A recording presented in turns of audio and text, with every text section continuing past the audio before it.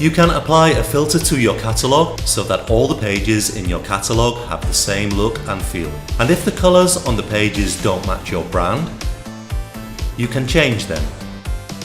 To change the filter colours, click More Options on the right hand sidebar, scroll down to Theme Filter, use the colour palette to select a new colour.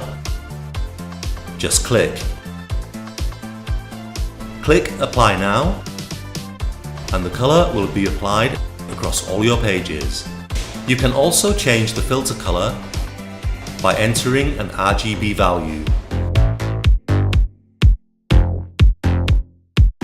Again, click on the More Options and enter an RGB value in the text box. Click Apply Now, and the filter colour has changed across all your pages.